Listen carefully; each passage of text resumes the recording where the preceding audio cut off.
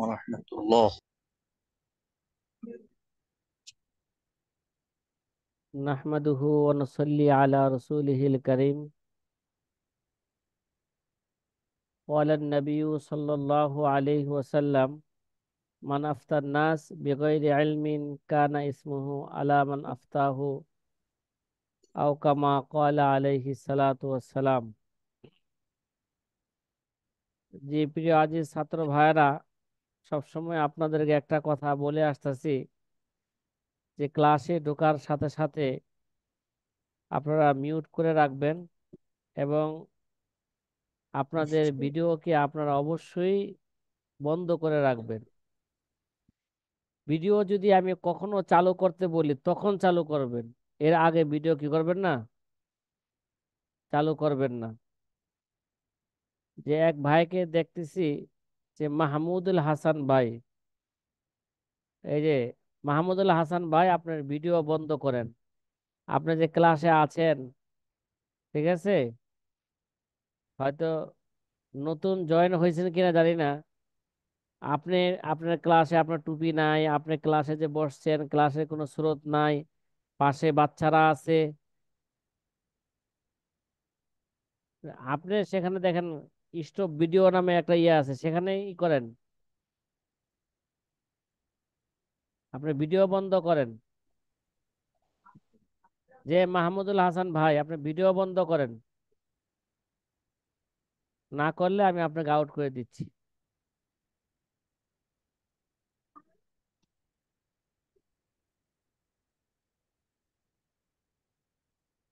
তো সবাই তো- জি আজ ছাত্র ভাইরা, আমরা যে বিষয় নিয়ে আলোচনা করতেছিলাম, এই বিষয়টা কি আমরা দেখতেছি বলেন, বা গবেষণা করতেছি এই নিয়ে? জি যে আলহামদুলিল্লাহ। সরঞ্জাম গুলো আপনাদেরকে, হ্যাঁ, রাখতে বলছিলাম 10টা, সেগুলো কি রাখা হয়েছে, সংগ্রহ হয়েছে? জি আলহামদুলিল্লাহ। আলহামদুলিল্লাহ। একটা A4 ফতোয়া, সাইজের খাতা কিনেছি ওস্তাদ। আলহামদুলিল্লাহ। তো একটা ফতোয়া সুন্দর করতে হইলে 10টা ধাপ অতিক্রম করতে হবে, কয়টা? ঠিক না? আমি কি ওয়াজ করতেছি নাকি? 10টা ধাপ অতিক্রম করতে হবে, তাহলে ওয়াজ না, তাহলে এগুলোকে বাস্তবায়ন করতে হবে, ঠিক আছে। আলহামদুলিল্লাহ, আজকে দেখলাম যে আমাদের ইউটিউবের মধ্যে এক ছাত্র ভাই, এ, সে কমেন্ট করেছে যে আমি পূর্ণ এই কিতাবটা, যেটা ফতোয়া কিভাবে লিখবো, যে এই মাকালাটা, এই রচনাটা সে পূর্ণ মিনান পড়েছে। সে আমাদের ইউটিউব চ্যানেলের মধ্যে সে কমেন্ট করেছে। এ, কে ভাই, এ ভাই আছেন এখানে? বলেন তো। জি জি জি, কে? মাহমুদুল হাসান। হ্যাঁ, মাহমুদুল মাহমুদুল হাসান। হাসান ভাই। জি জি আচ্ছা। জি, আমি আজকে ওই সন্ধ্যার পরে সম্পূর্ণটাই পড়ছি হুজুর, জি সম্পূর্ণটাই পড়ছি। আলহামদুলিল্লাহ, ঠিক আছে। এবং খুব ভালো লাগছে, মানে এট এ গ্লান্স, অল্প কথায় অনেক, মানে বসুন্ধরা হুজুর কয়েকবার কথা লিখছেন মুফতি সাহেব, মুফতি ইনামুল হক সাহেব। হুজুর যখন বলতেন আপনাকে, আপনি বারবার লিখছেন। হুজুর আমার যে কথাগুলো বলতো প্রথম দিন, আমি যে ডায়েরিতে লিখে রাখছিলাম, সেই ডায়েরি আমি এখন সংরক্ষণ করি। খুব ভালো লাগছে জি কথাগুলো, অনেক ভালো আলহামদুলিল্লাহ, লাগছে। ঠিক আছে। এবং আমি মনে করি একজন, মানে প্রাথমিক ছাত্রের জন্য এটা অনেক উপকারী, যেটা আসলে মহাসমুদ্রকে একটা গ্লাসের ভিতর তুলে ধরা। জি ঠিক আছে, ইনশাআল্লাহ। তাহলে আমরা সে ধাপগুলো, সকালবেলা যে বিষয়গুলো আপনাদেরকে, আজকে সকালে তো ক্লাস হয় না নাকি? ও ইন্নালিল্লাহ। আচ্ছা, মিস গেছে ক্লাস আজকে। যাই হোক, আশেপাশের পরিবেশ, রাস্তাঘাট, চিন্তা করলাম যে ডুবে রয়েছে, গোপীবাগ মসজিদ পানির নিচে ছিল সকালবেলা। যাই হোক, ইনশাল্লাহ আমরা মূল আলোচনা আমরা ফিরে আসি। জি সাথী ভাই, যে যারা ভিডিও চালু রাখছেন ভিডিওটা একটু বন্ধ করে দেন। মাহমুদুল হাসান ভাই, আপনার ভিডিও বন্ধ রাখেন আপাতত, যখন চালু করতে বলবো তখন আপনারা চালু করবেন। যে আমরা বলছিলাম যে একটা ফতোয়া সুন্দর করতে হইলে অস্ত্র পাচার করতে হবে কয় ধাপে? 10টা ধাপে অস্ত্র পাচার করতে হবে। তে সেই 10টা ধাপগুলো কি কি, এটাই গতকাল রাত্রে আলোচনা করতেছিলাম। কিন্তু এই ধাপগুলো অতিক্রম করার আগেই আপনি যে ফতোয়ার জবাব দিবেন, এই জবাবের দলিল আগে কি করতে হবে? প্রশ্ন বুঝা আগে দলিল বের করতে হবে। আলহামদুলিল্লাহ। তে মনে রাখবেন আমাদের এই আলোচনা একটি ফতোয়া বা মাসালা যত হাওলা যথাযথ বের করার পর থেকে কি হবে? শুরু হবে। মাসালা যদি সঠিক হয়, হাওলা যদি মাসালা যদি সঠিক না হয়, হাওলা যদি ভুল হয়, তবে সব চেষ্টায় কি হবে? বৃথা যাবে। তাই মাসালা ও হাওলার সঠিক হওয়া পূর্ব শর্ত এটা আমাদের। এই জন্য আমাদের এই বিষয়টা ভালো করে স্মরণ রাখবেন। প- 10টা ধাপ কি শুরু হতে যাচ্ছে। 1 নাম্বার, প্রথম তাজিয়া করা। কি করা? তাজিয়া করা। তাজিয়াতুল ইস্তিফতা, যে প্রশ্নটাকে কি করা? তাজিয়া করা। তাহলে এর অর্থ দুটি। তাজিয়ার অর্থ কয়টা? আল্লামা আল্লামা তকি উসমানী দামাত বরকাতুহুম উসুলি ইফতা ওয়া আদাবুহু কিতাবের শেষের দিকে এই বিষয়টা নিয়ে কি করছেন? তিনি আলোচনা করেছেন যে তাজিয়াতুল ইস্তিফতা এর অর্থ দুইটা। 1 নাম্বার, প্রশ্নপত্র থেকে মূল প্রশ্নটি উদ্ঘাটন করা। তাই ভাই, অনেক সময় দেখবেন যে একটা লোকে প্রশ্ন করতেছে চিঠির মতন, কিচ্ছা কাহিনী বর্ণনা করতেছে ইতিহাসের মতন, পরে সর্বশেষে যায়া একটা কথা জানতে চায়। কথা কি বুঝছেন? তাহলে প্রশ্ন থেকে, এই যে প্রশ্নপত্র থেকে মূল প্রশ্নটি কি করা? উদ্ঘাটন করা। যে সে যে কত কিচ্ছা কাহিনী বলল, ইতিহাস বলল, ঠিক আছে, আগডুম বাগডুম যত ইতিহাস বলছে, বলার পরে সে আমার থেকে কি চাইতেছে, এখন কি জানতে চায়, সেটা কি করা? খুঁজে বের করা। এবং ওই প্রশ্নের মধ্যে সে যদি প্রশ্ন করতেছে, হয়তো দেখা যায় বাহ্যিক দৃষ্টিতে প্রশ্ন সে একটাই করছে, অথচ দেখা যায় না, প্রশ্ন সে একটা করে নাই, একটার মধ্যে কি আছে? 3টা প্রশ্ন আছে, একটা প্রশ্নের মধ্যে 4টা প্রশ্ন আছে। তাহলে কি কি প্রশ্নগুলো আছে এগুলো উদ্ঘাটন কইরা এগুলোকে কি করা? পৃথক পৃথক বের করা, সে কি কি চাইছে। কথা কি বোঝা আসতেছে সাথী ভাইয়েরা? ভাই প্রশ্নই যদি না বুঝেন তাহলে জবাব দিবেন কি? কথা বলেন না। প্রশ্নে বুঝলেছেন আপনি, হাওলা ওইভাবে কি করবেন? খুঁজবেন। প্রশ্ন না বুঝলে তো জি। হাওলা খুঁজবেন কোন মাসালার? এই জন্য প্রশ্নপত্র থেকে মূল প্রশ্নটি কি করতে হবে? আগে উদ্ঘাটন করতে হবে, আগে বের করতে হবে যে কি প্রশ্ন সে আমার থেকে জানতে চেয়েছে।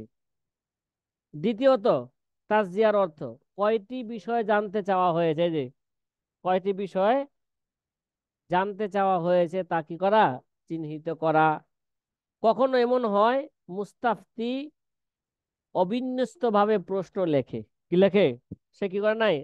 তারতিব অনুযায়ী সে কি করে নাই? প্রশ্ন করে নাই। যখন তার মনে যেটা পড়ছে সেটাই কি করছে? প্রশ্ন সে করছে। সেক্ষেত্রে ভেবেচিন্তে মূল প্রশ্নটি এবং প্রশ্নের মৌলিক অংশগুলো বের করা অপরিহার্য। কথা কি বোঝা আসতেছে ভাই? এর নাম কি? তাজিয়াতুল তাজিয়াতুল ইস্তিফতা। কথাটা কি বোঝা আসতেছে? আচ্ছা, তাহলে আগে এই ধাপটা কি করতে হবে? ফতোয়া লেখার আগে একটা ধাপ অতিক্রম করতে হবে। দ্বিতীয় ধাপ, প্রথমবার ঝটপট উত্তরটি লিখে ফেলা। কথা কয় না। প্রথমবার কি? এই মিয়া, ঝটপট উত্তরটি লিখে ফেলবো কখন? আগে পূর্ব শর্ত কি ছিল? আগে হাওলা বাই করা। কিরে ভাই, আগে হাওলা বাই করছেন যে, যে আগে হাওলা বের করছেন, একটা খসড়া হাওলা বের করছেন, যখন যেই কিতাব থেকে যে হাওলা পাইছেন সেটা কি করছেন আপনি? লিখে ফেলছেন।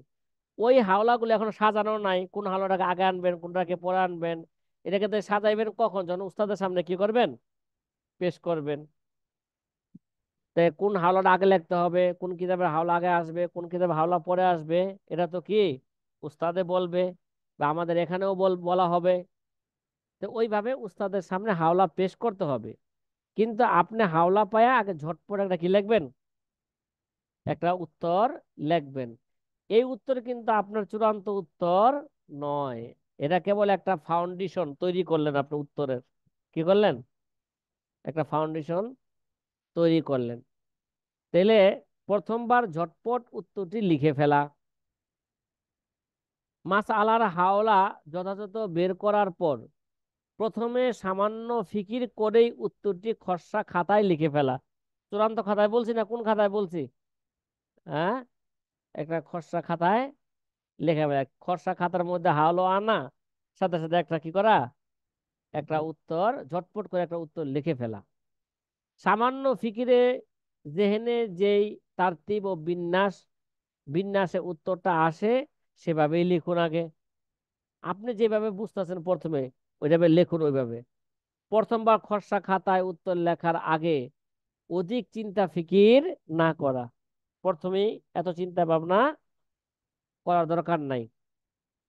আচ্ছা, কারণ প্রথমবার খাতায় লেখার আগে কিভাবে লিখবো, কি বিন্যাসে লিখবো, উত্তরটি সুন্দর হবে, এসব নিয়ে অধিক চিন্তা করলে চিন্তাগুলো এলোমেলো হয়ে যাবে।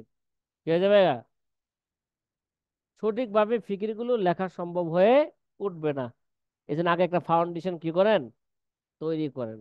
তৈরি করার পরে এবার কি করেন, এবার আপনি আস্তে আস্তে আরো চিন্তা করবেন যে আমার উত্তরের প্রশ্নের যা চাওয়া হয়েছে আমার উত্তরে সব আইছে কিনা, বা আরো এই এই জায়গায় জবাবের মধ্যে কোনো অস্পষ্ট আছে কিনা, প্রশ্নের মধ্যে কোনো অস্পষ্ট আছে কিনা। এবার চিন্তা কি হইব, শুরু হইব। লব্বে হারদম জিক্র বি হো, दिल में हरदम फिक्रो भी, फिर तो बिल्कुल रास्ता है सवेता दर बारेशा। সার কথা, প্রথমবার প্রশ্ন উত্তর নিয়ে সামান্য ফিকির করে একটি জেনতেন তারতিবে উত্তরটি খাতায় লিখে ফেলুন। কোন খাতায়? খসড়া খাতায়। প্রথমবার লেখার সময় অধিক ফিকির করবেন না। 3 নাম্বার ধাপ, উত্তর যাচাই করা। এবার কি হইব, উত্তর যাচাই করা হবে। প্রশ্ন যা চাওয়া হয়েছে উত্তরে তা আসছে কিনা, আমার হাওলা আইছে কিনা, হাওলা অনুযায়ী উত্তর আসছে কিনা, প্রশ্নের সাথে উত্তরের সাথে মিল আছে কিনা, ঠিক আছে, যে বা এই এই উত্তরটি অস্পষ্ট কিনা, ঠিক আছে, ইত্যাদি নিয়ে এবার কি শুরু হইব, এবার কিছুটা চিন্তা শুরু হইব। উত্তর যাচাই করা এর অর্থ হলো প্রথমে যে কয়টি বিষয় চাওয়া হয়েছে সব সবকটির উত্তর বা প্রশ্নটির উত্তর লেখা হলো কিনা তা কি করা, যাচাই করা। এর জন্য উত্তম পদ্ধতি হলো কয়টি বিষয়ের হাওয়ালা বের করতে হবে তা প্রথমে চিহ্নিত করে ফেলুন। আমার প্রশ্নর মধ্যে কয়টা বিষয়ের হাওলা কি করতে হবে, আগেগুলো আগে চিহ্নিত করুন। প্রয়োজনে প্রশ্নের পাশে লিখে রাখুন, হ্যাঁ, কে কাবিলে তাহকিক। প্রশ্নের পাশে লিখে রাখুন কে, এই বিষয়টা কি করতে হবে, তাহকিক করতে হবে। কথা কি বুঝছেন, কাবিলে তাহকিক। আচ্ছা, তারপরে কি লাগছে, উমুর এবং চিজের পদ্ধতি অনুসরণ করলে, হ্যাঁ, উমুর অথবা চিজের পদ্ধতি অনুসরণ করলে যেমনি ভাবে প্রয়োজনীয় হাওলা বের করা বাদ পড়বে না, তেমনি প্রশ্নের মৌলিক অংশগুলোর উত্তরও কি পড়বে না, বাদ পড়বে না। মানে উমুর মানে বিষয়, কয়টি বিষয় কয়টি জিনিস আছে, কয়টি জিনিসের হাওলা আমার কি করতে হবে, বের করতে হবে, এই উমুর, হ্যাঁ, এই চিজগুলোর এই জিনিসগুলোর যদি হাওলা বের করা হয় তাহলে উত্তরও কি হইব না, বাদ পড়বো না। কথা কি বোঝা আসতেছে সাথী ভাইয়েরা? হ্যাঁ, কথা বলেন না। জি জি জি মাশাআল্লাহ। জি জি বোঝা আসতেছে। তেমনি প্রশ্নের মৌলিক অংশগুলোর উত্তরও বাদ পড়বে না। 4 নাম্বার ধাপ অতিক্রম করতে হবে একটা ফতোয়া লেখার জন্য। কলম কি করা, প্রচার প্রচার করা, লেখছে না, পাচার করা হইলেও সুন্দর হয়, পাচার করা, অস্ত্র পাচার করা, অপারেশন করা। কি ভাই? তাইলে এবার তো আগে তো ঝটপট কি করছে, একটা উত্তর লিখছি, এবার কি চালাইতে হবে এখানে? এবার বারবার খুঁটিনাটি বিষয় দেখে দেখে, না উত্তরটা এইভাবে হইলে সুন্দর হয়, না এইভাবে হইলে সুন্দর হয়, আবার লেখলো, না এইভাবে হয় না, আর আবার লেখো, আরেকবার লেখো। ঠিক আছে, এবার দেখেন, কলম পাচার করা, খুবই বিচক্ষণতার সাথে খুঁটিয়ে খুঁটিয়ে দেখা যে উত্তরে অতিরিক্ত অপ্রয়োজনীয় কোনো ভাষাগত শব্দ বাক্য আছে কিনা। এবার ভালো করে বুঝেন, উত্তরে অতিরিক্ত এবং অপ্রয়োজনীয় কোনো ভাষাগত শব্দ বা বাক্য আছে কিনা। ভাষাগত শব্দ অতিরিক্ত থাকলে, বাক্য থাকলে এটা কি করে ফেলা? এটা না না থাকলে তা কেটে ফেলা। এটা হলো কলম, কলম, কলম পাচার করা শুরু হইলো নাকি? থাকলে কি কেটে ফেলা। আচ্ছা, এমন কি অপ্রয়োজনীয় কোনো চিহ্নিত যদি থাকে, এই অপ্রয়োজনীয় চিহ্ন যেটা প্রয়োজন নাই, এই চিহ্ন তাও থাকে, সেটাও কি করা? মুছে ফেলা। প্রশ্নের সাথে উত্তর বারবার মিলিয়ে দেখবে। কি দেখবে? প্রশ্ন কি করছে, উত্তর কি হয়েছে, এটা বারবার কি করবে? মিলায় দেখবে। এতে অতিরিক্ত শব্দ বাক্য চিহ্নিত করা কি হবে? সহজ হবে। যে অতিরিক্ত কোনো বাক্য আসছে কিনা, উত্তরে অতিরিক্ত কোনো শব্দ আসছে কিনা। এইভাবে কি করতে হবে ভাই? কলমকে পাচার করতে হবে। 5 নাম্বার ধাপ। কি রে ভাই? কয় নাম্বার ধাপ সাথী ভাইরা বলেন? পাঁচ পাঁচ নাম্বার ধাপ। 5 নাম্বার উত্তর ধাপ। থেকে ইহাম ও ইবহাম ইহাম দূর ও করা। ইবহাম দূর করা। কি রে ভাই? উত্তর থেকে ইহাম ইহাম ও এবং ইবহাম দূর করা। এবহাম দূর করা। ইহাম মানে অস্পষ্টতা। ঠিক আছে? কিরে ভাই, মুস্তাফতি অনেক সময় দেখা যায় মুস্তাফতি প্রশ্ন করছে, প্রশ্ন অস্পষ্ট। কিরে ভাই, প্রশ্ন কি এটা? তাইলে যদি প্রশ্নের মধ্যে যদি কি থাকে, অস্পষ্ট থাকে, ঠিক আছে, সেটা আগে মুস্তাফতিকে ডাইকা কি করতে হবে? এটাকে স্পষ্ট করতে হবে। তাহলে ইহাম মানে অস্পষ্টতা। মুস্তাফতি যা জানতে চেয়েছেন তা অস্পষ্ট থেকে যাওয়া উত্তরের মধ্যে। এখন ইহাম মানে মুস্তাফি যা জানতে চাইছে সেটা কি হয়েছে, সেখানে উত্তরের মধ্যে সেটা অস্পষ্ট আছে কিনা, অস্পষ্ট থাকলে সেটা কি করতে হবে? দূর করতে হবে। মুস্তাফি যা জানতে চেয়েছেন তা অস্পষ্ট থেকে যাওয়া, যদি এতে এরকম ইহাম, যদি এরকম ইহাম পাওয়া যায় সেটা দূর করতে হবে। আর এগুলো ইবহাম মানে গলত ফাহামি হওয়া। ইহাম মানে কি? ইবহাম মানে গলত ফাহামি হওয়া, গলত বুঝা, ভুল বুঝা। মুস্তাফিজ চাইছে একটা, আর আপনি কি কথা কয় না, তো বুঝছেন কি উল্টাটা। তাহলে এই জন্য ইহাম এবং ইবহাম কি করতে হবে? দূর করতে হবে। মুস্তাফতি ভুল বুঝা মানে, ইবহাম মানে গলত ফাহামি হওয়া, মানে মুস্তাফতি ভুল বুঝা। এই দুটি দূর করার পদ্ধতি হলো নিজেকে খুবই সাধারণ একজন মুস্তাফতি মনে করে উত্তরটি বারবার পড়া। কি করা? মনে করতে হবে আর কি, আমি মুস্তাফতি। ঠিক আছে, আমি যে প্রশ্ন করছি এই জবাব এখানে আসছে কিনা। তাহলে উত্তর থেকে কি করতে হবে? ইহাম এবং এবহাম কি করতে হবে? দূর করতে হবে। 6 নাম্বার ধাপ, অপ্রয়োজনীয় ফিকি কয়েদ থাকলে তা দূর করা। কি বলা? অপ্রয়োজনীয় ফিকি কয়েদ থাকলে সেটা কি করা? দূর করতে হবে। অপ্রয়োজনীয় কোনো ফিকি শর্ত বা কয়েদ থাকলে তা কি করে ফেলা? দূর করে ফেলা। আপনার জবাবের মধ্যে যেন অপ্রয়োজনীয় কোনো কি না আসে, কথা কয় না। কারণ ফেকার প্রতিটা বাক্যই কয়েদে ইত্তেফাকি, কয়েদে খারেজি। কয়েদে কি? কয়েদে খারেজি। এর জন্য অতিরিক্ত অপ্রয়োজনীয় কোনো ফিকি শর্ত বা কয়েদ থাকলে সেটা অপ্রয়োজনীয় শর্ত, সেটা কি করে দিবে? দূর করে দিবে। উত্তরে কোনো অপ্রয়োজনীয় শর্ত থাকতে পারবে না। এগুলো আরো স্পষ্ট হবে একটা উদাহরণ দিলে। কি দিলে? একটা উদাহরণ সামনে দিব আমরা। 7 নম্বরে, প্রয়োজনীয় কোনো কয়েদ বা শর্ত থেকে গেলে থেকে গেল কিনা তা কি করা? যাচাই করা। প্রয়োজনীয় কোনো শর্ত থেকে গেল কিনা সেটা কি করা? যাচাই করা। 6 ও 7 নিয়ে কাজের পদ্ধতি হলো ফতোয়াটি প্রতিটি শব্দের ব্যাপারে বিপরীত দিক থেকে চিন্তা করা। কি ভাই? ওই যে অপ্রয়োজনীয় ফিকে কয়েদ থাকলে তা দূর করা, এবং প্রয়োজনীয় কোনো কয়েদ বা শর্ত থেকে গেল কিনা তা যাচাই করা, তার সাথে সংযোগ করা। যাচাই করে কি করা? এটাকে সংযোগ করা। এই 6 এবং 7 নিয়ে কাজের পদ্ধতি হলো ফতোয়ার প্রতিটি শব্দের ব্যাপারে বিপরীত দিক থেকে চিন্তা করা। ঠিক আছে? কোন দিক থেকে? ফতোয়ার প্রতিটি শব্দের ব্যাপারে বিপরীত দিক থেকে কি করা?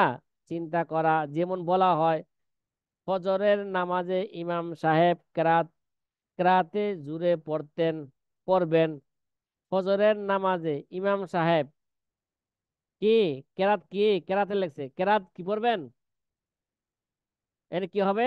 কেরাত কি পড়বেন? জুড়ে পড়বেন। তাহলে ফজরের নামাজে ইমাম কেরাত জুড়ে পড়বেন, এর বিপরীত কি? তাহলে বোঝা গেল অন্য কিছু নামাজ আছে যেখানে কি নাই, জুড়ে কেরাত নাই। কথা কয় না। যখন বলছে যে ফজরের নামাজে ইমাম সাহেব কেরাত কি পড়বেন? জুড়ে পড়বেন, এর বিপরীত কি? বোঝা গেল আস্তে পড়তে পারবেন না ফজরের নামাজে। এই বিপরীত দিকটা কি? ইমাম সাহেব কি করতে পারবেন না? আস্তে পড়তে পারবেন না। এর বিপরীত দিক কি করতে হবে? এভাবে চিন্তা করতে হবে। বিপরীত দিক থেকে চিন্তা করলে দেখা যায় ফজরের নামাজের কথা বলা হয়েছে, এর মানে অন্য কোন নামাজের কেরাত পড়বে না। কথা কয় না। এর অন্য কোন নামাজে কি পড়বে না? জোরে কেরাত পড়বে না। সুতরাং উক্ত কয়েদ দেওয়া যাবে না। এই মিয়া, এই কয়েদ দেওয়া যাবে? কথা কয় না। ইমাম সাহেব যদি একটা কয়েদ দিছি যে ফজরের নামাজে ইমাম সাহেব কেরাত জুড়ে পড়বেন, এর বিপরীত দিক থেকে চিন্তা করলে দেখা যায় কি? ফজরের নামাজের কথা বলা হয়েছে, এর মানে অন্য কোন নামাজে কেরাত পড়বে না। এই যে আরেকটা, এক হলো জোরের কথা বলছিলাম আগে, আরেকটা আরেকটা বিপরীত দিক কি? যে ফজর নামাজে কেরাত পড়বে, বোঝা গেল অন্য নামাজে কেরাত পড়বে না।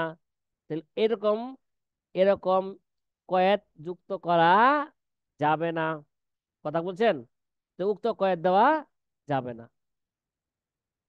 আচ্ছা, এই গেল কি রে ভাই, অপ্রয়োজনীয় ফিকি কয়েদ থাকলে তা দূর করা, এবং প্রয়োজনীয় কোনো কয়েদ বা শর্ত থেকে গেলে সেটা কি করা? সেটা সংযোগ করা, যাচাই করা। এবার যাচাই করার পরে তারপরে এখনো শেষ হয় নাই, আরেকটা ধাপ হইলো কানে বাজানো। তাই ভাই? কিরে ভাই, কি বলতে হবে? অনেক সময় দেখবেন যে আগে অনেক সময় দেখবেন যে একটা ছাত্র দেখা যায় নিজে নিজে মুখস্থ কইরা, যে যারা হেফজো পড়ে বা একটা কি মুখস্থ করে, মনে করে যে হ্যাঁ কি হয়েছে গা, যথেষ্ট কি হয়েছে, মুখস্থ হয়েছে। যতক্ষণ পর্যন্ত সে আরেকজনকে না শোনাইবে ততক্ষণ পর্যন্ত এটা নিশ্চিত হওয়া যাবে না যে কি আমার ইয়াদ 100% হইছে। তাহলে আগে কি করতে হবে? এটাকে নিজের কানে বাজাইতে হইব। নিজেকে কান নিজের কানটাকে মনে করবে এটা আরেকটা ব্যক্তি।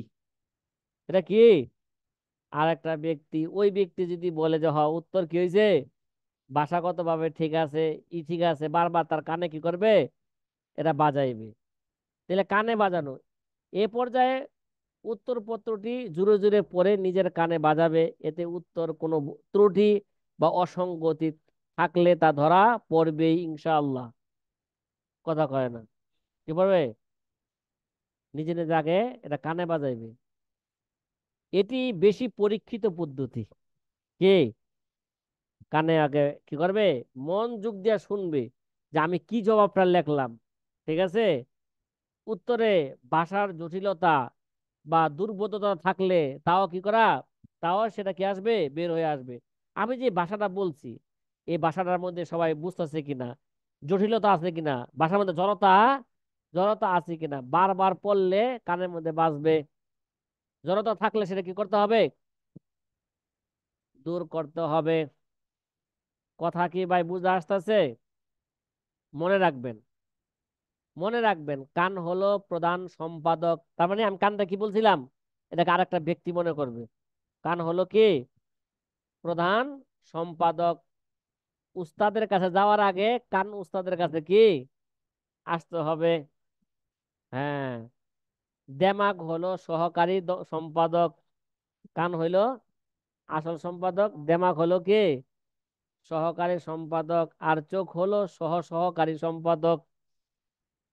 কি চোখ হলো কি, এই মিয়া চোখ দেওয়া দেখতে হইব না? অথচ হ্যাঁ লেখতেছে, হ্যাঁ রাসেল, হে লিখে দিছে বাসেল। কি রে ভাই, তো চোখ তো দেখতে হইব না গায়ে, আপনার রাসেল লেখ না বাসেল লেখছেন?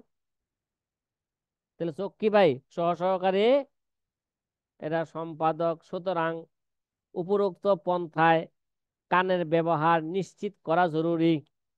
কি কান কি করতে হবে, কানের ব্যবহার বারবার কানকে শোনাইতে হইব।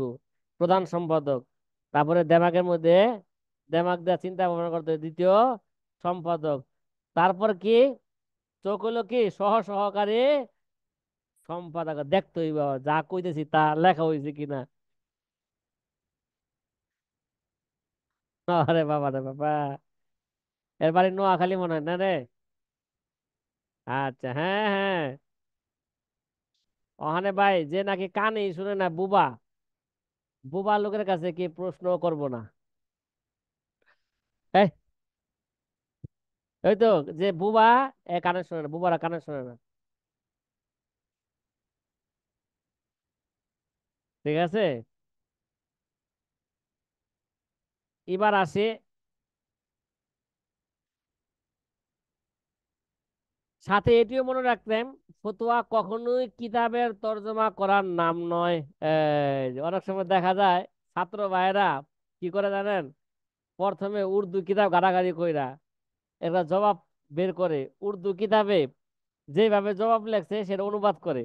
আরে বাবা, উর্দু কিতাবের প্রশ্ন আর আপনার প্রশ্ন কি হুবহু মিল আছে নি? মিলও নাই। তাহলে আপনি জবাব আবার হুবহু ওইভাবে অনুবাদ করেন কিভাবে, তর্জমা? না না, ওইখান থেকে কি দিতে হবে, মূল জিনিসটা সংগ্রহ করতে হবে, এবং আপনার প্রশ্ন অনুযায়ী জবাব কি করতে হবে তখন তৈরি করতে হবে। ছাত্ররা কি করে, হয়তো উর্দু কিতাব থেকে হোক অথবা আরবি কিতাব থেকে হোক, কি করে এবারতের অনুবাদ করে। না না, ফতোয়া অনুবাদ করার নাম নয়। এ কথা কি ভাই, ফতোয়া কি বরং বাস্তবতাকে সামনে রেখে লেখার নাম কি? ফতোয়া। ফতুয়া। কথাটা কি বুঝতে পারতেছেন? জি হ্যাঁ। জি, আলহামদুলিল্লাহ বুঝতে তার পারছি। মানে জি। হলো আপনার প্রশ্ন কি করা হয়েছে সেই অনুযায়ী আপনি কি লেখেন, জবাব লেখেন। কোন ফতোয়ার কিতাবের এবারত আপনি এবারতকে অনুবাদ করবেন, জবাবকে অনুবাদ করবেন, এর নাম কি নয়, ফতোয়া নয়। এগুলো বাস্তব মাঠে নামলে, যখন মাজার মধ্যে গামছা বাইন্দা মাথায় মাঠে নামবেন, তখন টের পাইবেন কথা তো বাস্তব এগুলো। ঠিক আছে। পর্যায়ক্রমে সঠিকভাবে উত্তর 8টি ধাপে ফতোয়া ফতোয়া নিয়ে কাজ করলে উত্তর বা ফতোয়ার মৌলিক কাঠামের বা দেহ তৈরি হয়ে যাবে। কি হয়ে যাবে গা, এই 8 ধাপে কাজ করলে ফতোয়ার একটা কি হইব, এবার দেহ তৈরি হইব। দেহ তৈরি হয়ে গেছে গা। ঠিক আছে, এবার কি লাগবো, রুহু লাগবো না? ওই মিয়া, বডি হইলেই চলবো, এবার কি লাগবো, রুহু লাগবো। আচ্ছা, তাহলে এবার দেখেন, পরবর্তী 2টি ধাপ মূলত সেই দেহকে আরো মেকআপ করার জন্য, মানে জান দিতে হইব। ওই ভাই, আগে যেটা করলেন, বুঝেন না কথাটা, মানে একটা মানুষকে কি করলেন, সুন্দরভাবে বানাইলেন। সৌন্দর্য বৃদ্ধি করলো, সুন্দর আচ্ছা, এটাকে সৌন্দর্য যদি বৃদ্ধি এটাকে যদি করা আবার হয়েছে। পার্লারে নিয়ে সাজান তাহলে কি হইলো, এটা আরো সুন্দর হইব না? কথা কন না। জি পার্লারে নিয়ে গেলে তো জি জি মাশাল্লাহ, এই একেবারে কসকসে কালা যেটা আছে এটা তো দলা হয়ে যাবো গা। জি, কিরে ভাই? রানু মন্ডল বিশ্ব সুন্দরী হয়ে যায়, রানু হ্যাঁ মন্ডল বিশ্ব সুন্দরী। হ্যাঁ হ্যাঁ, হ্যাঁ। তো রানু মন্ডল এবার বিশ্ব সুন্দরী। এবার আসেন, জাম তৈরি করবেন কিভাবে ফতুয়ার। ভাষাগত ত্রুটি দূর করা, এই যে ভাই ভাষাগত কি, ভাই একটা মেয়ে সুন্দর ঠিক আছে, কিন্তু সুন্দর থাকলে কি হইব, মুখে বরণ দিয়া বোঝা গেছে গা, এটা হলো ভাষাগত ত্রুটি মনে করেন ওখানে কি। এখন এটাকে ঢাকতে হইলে কি করতে হয়, পার্লারের মানুষ যে না দেখে, না বুঝে আজকা অনুষ্ঠানে, এই জন্য পার্লারে নিয়ে কি করে, এটারে ভালো করে মেকআপ করে, ঠিক না? এই যে ভাষাগত ত্রুটি কি করা, দূর করা। 9 নাম্বার ধাপ, যেমন বানান ভুল, মাত্রার ভুল ইত্যাদি থাকলে তা দূর করা। এই ভাই, বানান ভুল, মাত্রার ভুল এগুলো থাকলে কি করা, দূর করা। যে বানানে সন্দেহ হয় তা বানান, সে বানান নয়, বরং সে বানানটি দুভাবে লেখার চিন্তা করা যায়, সে বানানটি অভিধান খুলে দেখে ঠিক করে নেওয়া। যেমন অন্তর্ভুক্ত, কি ভাই, কি লাগছে, ঠিক না? কি লাগছে রে, এখানে দেখি তো, এখানে একটা ভুল লাগছে, অন্তর্ভুক্ত কই আছে এখানে? জি জি জি, অন্তর্ভুক্ত। কি আছে? রাস হ্যাঁ, দেখেন এটা, কি হয়েছে? এরা রস্যকার আর দীর্ঘকার। হ্রস্বকার অথবা দীর্ঘকার দুই ভাবেই কি করা যায়, চিন্তা করা যায়, অন্তর্ভুক্ত, ঠিক না? চিন্তা করা এই যে যায়। অন্তর্ভুক্ত লেখার শব্দটা, ঠিক আছে, এই বর্ণ নিচে এরা কি হইতে পারে, হ্রস্বকারও হইতে পারে, এরা দীর্ঘকারও হইতে পারে, দুই ভাবে কি করা যায়, চিন্তা করা যায়। এখন বাস্তবে, বাস্তবে ডিকশনারিতে কি লেখছে, কথা কয় না, এটা কি করতে হবে, যাচাই বাছাই বের করতে হবে। করতে হবে। আচ্ছা, তাহলে অথচ আমি নিশ্চিত নই, সুতরাং আমাকে অভিধান খুলতে হবে। এই নীতির যুক্তিকতা হলো আমাদের অনেক বানান ভুল, কি রে ভাই, আমাদের কি আছে, অনেক বানান ভুল আছে, কিন্তু সেটা ভুল যে তাতে কোনো সন্দেহর তৈরি হয় না আমাদের, কি রে ভাই, আমাদের যে বানান যে ভুল, এটা কি হয় না, আমাদের সন্দেহ হয় না। এই জন্য এটাকে মেকআপ করতে হইলে বানান কি করতে হবে, বানান ভুল এটা দূর করতে হবে। কথা কি বোঝা আসতেছে ভাই?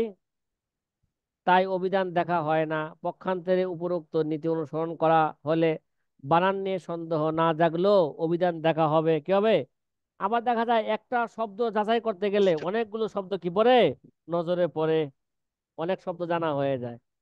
এই জন্য অভিধানের কোনো কি নাই, বিকল্প নাই ভাই। কেরা মিউট করে নাই বলেন তো, মিউট করে রাখেন, শব্দ আসতেছে তো, হয়তো আপনার মোবাইলে ফোন আসছে, ফোন বন্ধ করতেছেন না, সে শব্দ আমাদের কাছে কি আসতেছে, এগুলো কেন করেন, বুঝে আসলো না।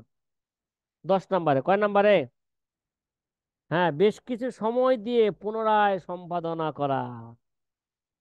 দেখেন না, পার্লারে নেওয়ার পরে মেকআপ করার পরও, একবার মেকআপ হয়ে গেছে গা, তারপরেও কি করে, আবার এক জায়গায় একটু টান দেয়, একটু টান দেয়, একটু টান দেয়, একটু একটু দেখতে একটু রংটা দিলে, হ্যাঁ রফিকুর আমার কাছে কেমন দেখা যাবে, রংটা একটু দেই, হ্যাঁ একটু এই জায়গায় একটু লাল বানাই দেই সাদার জায়গায়, কথা ঠিক না ভাই?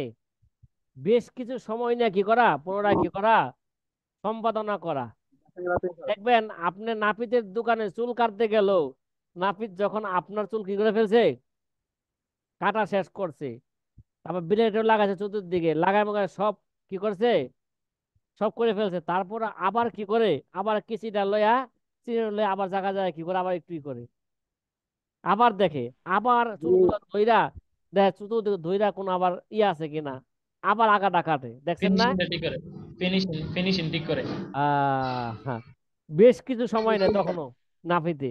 এখন নাপিতের চুল কাটার মধ্যে যদি এত গুরুত্ব দেয়, যে আল্লাহ পাক ফতোয়া তো, এটা কোনো সাধারণ বিষয় নয়, এটা মহান আল্লাহ রব্বুল আলমের পক্ষ থেকে কি করা, দস্তখত করার নাম কি, ফতোয়া, তাহলে এটাকে কেমন গুরুত্ব দিতে হবে। এই ভাই, কথা কি বোঝা আসতেছে? হ্যাঁ, তো বেশ কিছু সময় দিয়ে পুনরায় সম্পাদনা করা, ঠিক আছে। মাশাল্লাহ, অনেক সময় দেখা যায় যে অনেক দারুল ইফতার থেকে, এই আমরা যখন বসুন্ধরা পড়তাম, পুরোপুরি খেলা আছে, অনেক সময় ওই যারা যে সমস্ত ছাত্র ভাইরা বসুন্ধরা পড়তে পারে নাই, অন্য জায়গায় দারুলিকটা পড়তেছে, এদেরকে অনেক সময় জিজ্ঞাসা করতাম, ভাই ফতুয়া করা লাগতেছো? কয় ভাই 50টা হয়ে গেছে গা। আমি কি কই ভাই, আমরা তো 2টাও লিখতে পারি নাই, 50টা হয়ে গেছে গা। হাই হাই দিলাম, জীবনই শেষ আমার। সকালের জন্য। হ্যাঁ, কিরে ভাই, বসুন্ধরা এক এক প্রশ্নের জবাব লিখতে বা এটাকে সমাধান দিতে আমাকে একটা মাস ঘুরাইছে উস্তাদরা। কটা মাস ঘুরাইছে? কথা বলছেন এক নাই? মাস ঘুরে। হ্যাঁ, জি হজরত। জি আলহামদুলিল্লাহ। আচ্ছা, একটা মাস ঘুরাইছে। সে মাসলাটা কি জানেন? মাসলার 2টা অংশ ছিল। একটা অংশ হইলো স্বর্ণ বাকিতে বিক্রি করা বৈধ কি না। ঠিক আছে, আমি তো মাশাআল্লাহ জি। লিখে দিছি স্বর্ণ বাকিতে বিক্রি করা কি আছে বর্তমানে এটা বৈধ। জায়েজের হাওলাও দিয়ে দিছি। কি দিয়ে দিছি? হাওলা দিয়ে দিছে। আমার যে মুশরিফে আলা ছিল মুফতি মিজান সাহেব, হুজুরও এই ফতোয়া চূড়ান্ত করে ফেলছেন এবং এটার মধ্যে হুজুরের সিগনেচার দিয়ে ফেলছেন। মুফতি আনাম সাহেব হুজুর কি দিয়ে দিচ্ছেন? সিগনেচার দিয়ে দিচ্ছেন। এই ভাই, কথা কি বুঝছেন? হ্যাঁ, হ্যাঁ। জি জি জি জি। তাহলে আমার এক উস্তাদ ছিল জামাল উদ্দিন সাহেব, সাতখানিয়ার হুজুর। হুজুর ইন্তেকাল করেছে, আল্লাহ, অনেক বড় আলেম ছিলেন। হুজুরে প্রথমে এই ফতোয়া দেখাইছিলাম। হুজুর আমারে বললো, তুই মাদহুস মাদহুস, সর সর, খাতা লয়ে সর, তোর না হাওলা আসে না, জবাব আসে নাই। ভাই কথা কি বুঝছেন? ভাই হাওলা আসে নাই। তা আমি চিন্তা করলাম, কি কয় হাওলা আসে না, জবাব আসে নাই। তো এই যে হাওলা তো এখানে আছে, জবাবও কি আছে। হুজুর এটা কি কয়? হুজুরে ফাঁক দিয়া এ বাসায় চলে গেছে, বাড়িতে গেছে। বাড়ি থেকে আসার পর বেশ কিছুদিন পর আমাকে ডাকতেছে, এই মুস্তাক, মাধুস, এদিকে আয়, তোর খাতা কই? আমি বলছি, কোন খাতা? তো ওই যে ফতোয়া।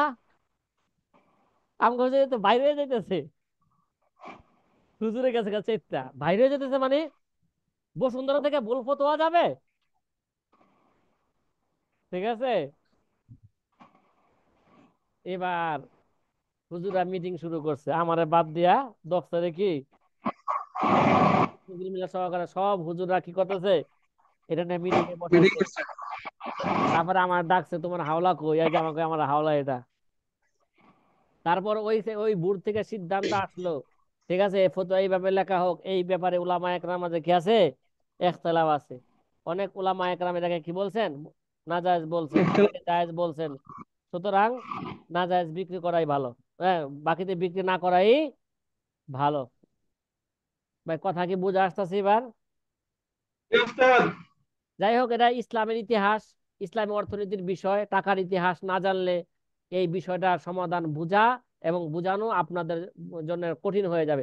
আমি মাসাল তো মাসালান বললাম যে বেশ কিছু সময় নিয়ে পুনরায় কি করা, সম্পাদন করা। আমাদের চিন্তা মুহূর্তে মুহূর্তে পাল্টায়, তাই কিছুক্ষণ পর পুনরায় উত্তরপত্রটি যাচাই করলে আরো কি হবে, সুন্দর হবে। একটা বাস্তব উদাহরণ দিলাম। এইভাবে ফতোয়া লিখতে হয়। মাশাল্লাহ, এখন তো মাশাল্লাহ প্রশ্ন করার আগেই আমরা জবাব দিয়ে দেয়, বুঝছি বুঝছি, আপনি কি কইতে চান, আপনার জবাব এটা। কি ভাই, কথা কি বুঝা আসতেছে?